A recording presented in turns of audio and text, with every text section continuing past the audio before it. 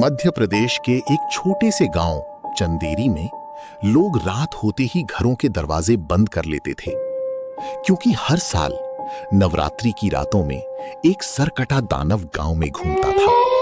उसका शरीर इंसान जैसा था, लेकिन सिर नहीं था। कंधों के ऊपर सिर्फ काला धुआं घूमता रहता था।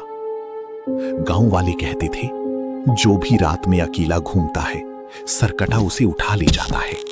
लेकिन शहर से आया रोहन इन बातों पर विश्वास नहीं करता था। वो अपने दोस्तों के साथ गांव में डॉक्यूमेंट्री शूट करने आया था। पहली रात रोहन ने देखा कि पूरे गांव की दीवारों पर लाल रंग से लिखा था, ओ स्त्री कल आना। रोहन हंसने लगा। उसे लगा लोग बस अंधविश्वासी हैं। उस रात करीब 12 बजे रोहन अपने कैमरे के साथ अकेला बाहर निकल गया। पूरा गांव सुनसान था। अचानक उसे दूर से भारी कदमों की आवाज सुनाई दी।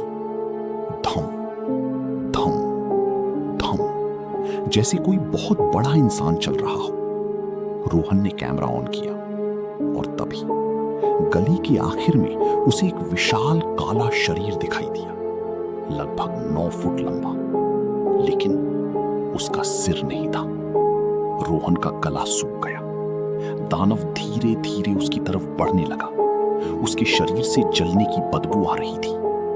रोहन डर कर भागा, लेकिन पीछे से भारी आवाज आई, मेरा सिर वापस करो।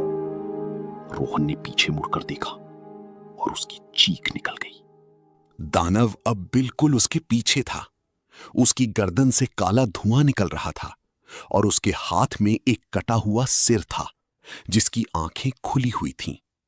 रोहन किसी तरह भागकर अपने दोस्तों के पास पहुंचा, लेकिन किसी ने उसकी बात पर विश्वास नहीं किया। अगली रात उनके दोस्त अमन अचानक गायब हो गया। उसके कमरे की दीवार पर खून से लिखा था, अब अगला कौन। पूरा गांव डर गया। तब एक बूढ़ी औरत ने सच बताया।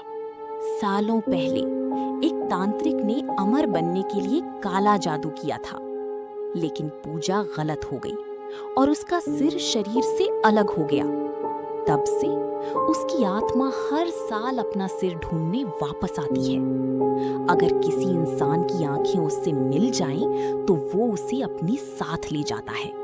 आखिरी रात रोहन और उसके दोस्त उस पुराने मंदिर में पहुंचे, जहां दानव पहली बार दिखाई दिया था। अचानक मंदिर के पीछे से वही भारी कदमों की आवाज आने लगी। धम धम धम। फिर अंधेरे से सरकटा बाहर आया। इस बार उसकी गर्दन से खून टपक रहा था और उसके हाथ में अमन का सिर था। रोहन डर से कांपने लगा। दानव धीरे धीरे बोला, अब मेरा चेहरा पूरा होगा। अचानक पूरे मंदिर की लाइट बुझ गई और सिर्फ चीखों की आवाज गूंजने लगी। अगली सुबह मंदिर खाली मिला। रोहन और उसके दोस्त कभी नहीं मिले, लेकिन आज भी चंदेरी में लोग रात को दरवाजों पर लिखते हैं, ओ स्त्री कल आना।